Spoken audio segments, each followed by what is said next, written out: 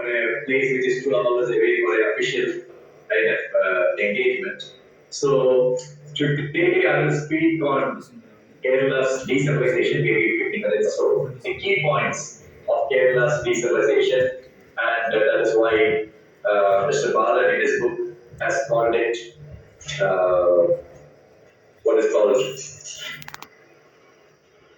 wonder. So it's a, in a sense, it's a kind of a wonder which he has brought out very well in his book.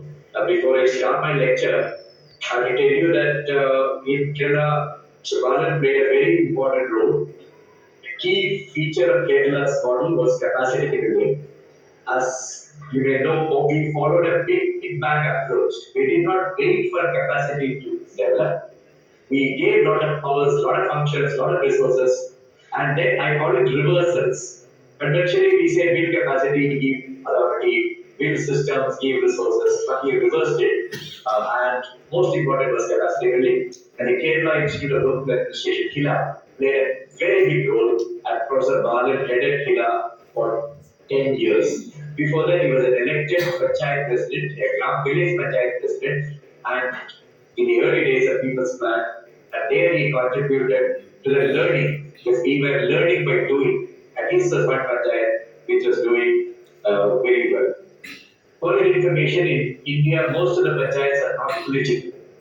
But in Kerala, we have political elections based on political elections, like the state political parties, which increases our competition and also strengthens our accountability. But of course, there are some disadvantages of some partisan politics happening. And a general lesson for all students interested in decentralization is it is primarily political. The decision to decentralize has to come from a political leadership. But that will be a very small window of opportunity. It will not be there for 2 years, 3 years. So it is up to the civil society, the academia, the bureaucracy to seize the opportunity and structure systems. In that, Kerala was very, very lucky. And now it's about 27 years or 28 years since we started decentralization, and I don't think there will be any rolling back. And when we decentralized, the most important thing was clarity of objectives. Why are we decentralized? Democracy, inclusion, accountability, and more of service delivery. This is openly stated in the bill. And we held a campaign. Why is a campaign very important? To tell people that something is happening, to motivate people, to mobilize people, set the agenda.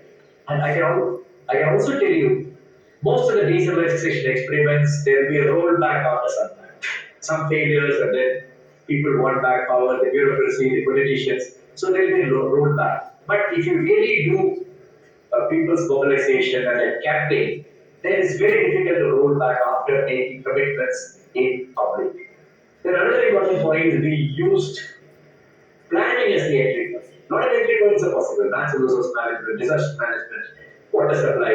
But we use planning because planning covers all sectors. So every section of society will have some role. And then, as I said, we have clear principles. But very, very important, what is the role of government? Governments tend to direct local governments. But we kept away from directly. We created capacity, set up interim operating systems, and we guided without directing. We enabled without restraint. That's very important. Otherwise, we government top tiers we always try to control. And more importantly, in the beginning stages, local governments will make a lot of mistakes. That is our lesson. But we did not go for any punishment. We tried troubleshooting, listening to the regular interaction, having a coordination committee, and all that. Now, what are the lessons from Kerala?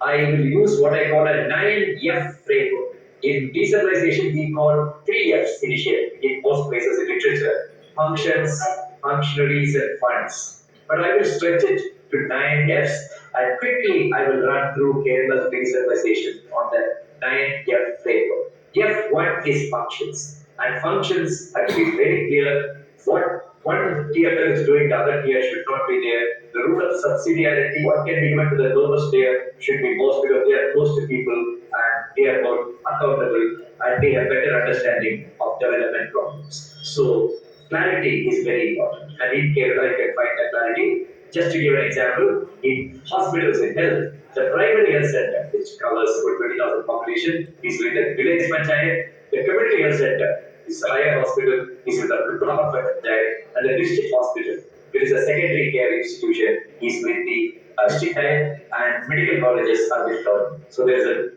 neat division. Like that in all sectors, the division is very important because planning, without planning, people will go to different agencies and basic education. And accountability also comes there. Now, if there's a health problem, in the primary health center, they go to the Gram Panchayat, and Gram Panchayat cannot wash his hands. So that's the. And second is functionaries. Most, see, actually, all this work is done by government or used to be done by government before they went to local governments. So how do you get functionaries? And many government functionaries don't want to work under local governments. So we hit upon a compromise. We said that what can worker will go to them. So we calculated the number of workers doing the work given to local governments. But in Kerala we have highly unionized staff. So their compromise was struck that you will be under the functional control of local governments, but your salary will be paid by government, you will belong to the government cadre. So there was some kind of comfort for them. Maybe it's not the best solution, but it is a practical solution, and we transferred not a senior staff to the even the village panchayat has got engineers, doctors, veterinarians, all of them started working with them. Then the most important in any decentralization, the third F, what I call or what commonly called funds or finances. So one, the panchayats have their own tax powers. The village panchayats only, not the district law. And they collect only about 10% of what they spend. 90% comes as grant, maybe about 15 from government of India and remaining from the state. But how do you devolve funds? One was at one time.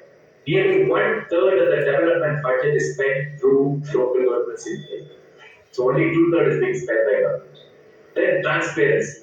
Otherwise, there will be a lot of people should know what they are getting, how they are getting, formula based. Otherwise, there will be discrimination. The politicians will give it to their party panchayats. To avoid that is discrimination. And the quality. We are not saying funds and saying you do it. It is untied. The panchayats can decide how to use the funds. Freedom of application.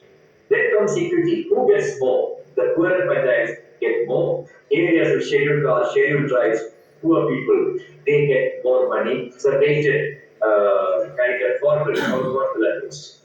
Then it is budgeted. Along with the state budget, the what's the village panchayat budget, all the local, we have more than 1,000 local governments, their budgets are presented in the assembly, which means everybody knows it cannot be reappropriated and people can predict. So predictability is also very important. And free flow. Every time you have to come and ask, every month they will get the resources as is due to them.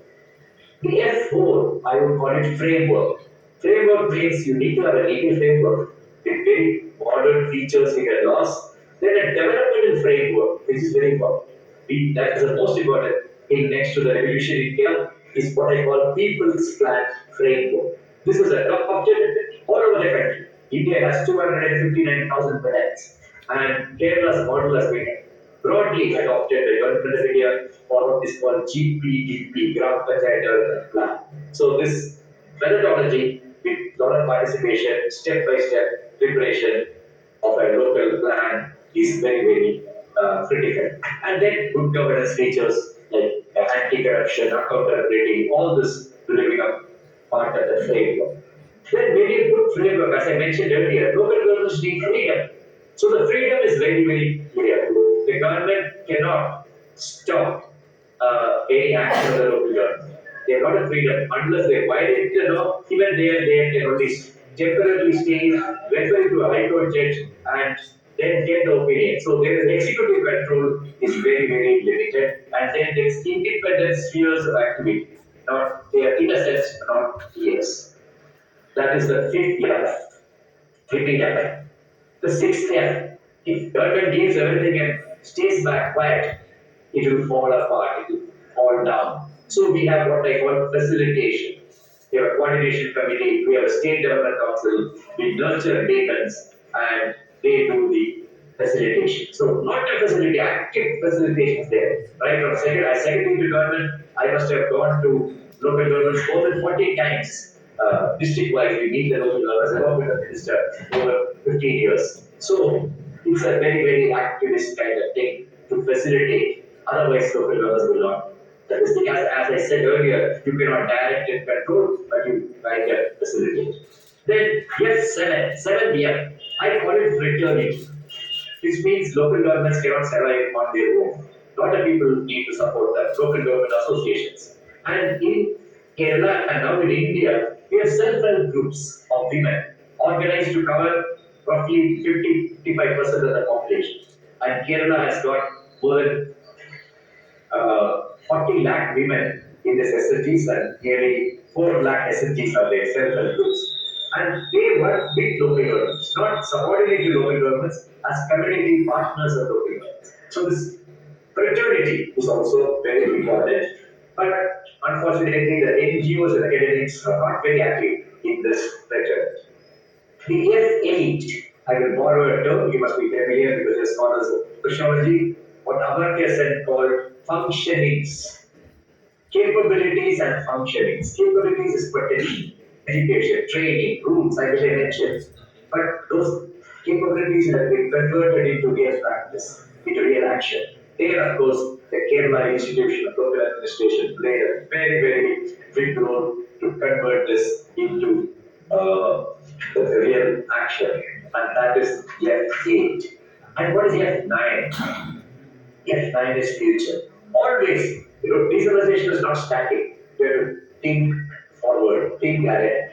Well, how do I plan? How will Kerala's local governments be after some time? I was chairman of the 6th State Finance Commission, the Finance Commission which gives resources and also other things. And we really looked upon it, like what should be the next, how to improve Kerala's decentralization and take it to the next steps. And when you do this decentralization, this is Kerala's decentralization. What are the results? Diffuse economic stimulus. If you give money from government, it is everywhere in the country, India, Nepal, Bangladesh, any place, it goes to certain areas. Not because of partisanship, only certain areas can absorb funds. But in decentralization, money goes to every look at corner, even to the poorer panchayats home. And we found no poor in it. We look analyze expenditure of last 25 years, which we did for the Finance Commission, basic minimum needs, roads, housing, sanitation. And service delivery in panchayats have improved. And there is one real outcome verification done independently. When people's plans started, 28% of the people alone were going to a government hospital. Kerala has very good private facilities. By 2013, this increased to 33% to a national survey organization. And by 2017, it had taken 48%, which means service delivery is improved. Not, of course, totally due to local governments. It's also a combination, but service delivery has improved considerably. And during COVID, Kerala was given as a model, international model, by even international newspapers, Washington Post, New York Times, Guardian, everybody. And that is because of local governments. They were in the front line of governance and delivering these services in the most difficult times in recent human history. And we also find care and compassion. Like COVID mentioned, flood. It's not a power of the local government, disaster management. It plays very important role. Palliative care for the this thing, poorest of the poor. So local governments need to have some power in not power capacity in delivering schemes of care and compassion. And in poverty reduction, it's not just government alone, everything, international factors, everything play. But local governments play the last mile role. I mean, Kerala now officially has the least poverty in India as per the Niti Aayog statistics. It's only 0.7% extremely poor in Kerala, which is a great achievement, mainly due to largely due to local governments. Of course, participation has enhanced, targeting has improved, capacity of local elected representatives has increased, and some uh, local mobilization has also happened. And what are the challenges? Economic development and creation of jobs and incomes at the local level is a challenge. And our major challenge we are facing environment and climate change. There has to be local action. It can't be done by state government. But here it has to be multi-level action, multi-level plan. That is very, very important. In spite of all our efforts, there are outliers to the development practice of local governments. The Adivasis, the scheduled tribes, the traditional fisherfolk, they are not benefited. So we really have to reach out to them. Then institutionalization. Our governmental systems are all designed for centralized governance, basically designed by the British, very good systems. But how do you make an appropriate local government system? We need to go into great detail. This is not being done by Kerala, it's still work in progress. How to design a management system, how to design a procurement system, how to design a public works system. It is all halfway through, but still a long way to go. Then governance issues.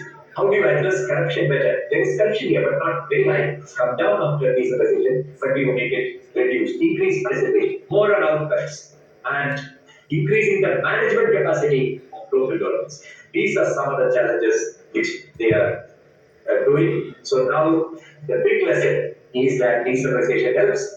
Decentralization helps the poor. It brings people closer to the administration, and these are some of the quick lessons. Maybe if your institute wants, I can take a much longer lecture on the Kerala model of development. Thank you. Thank you very much.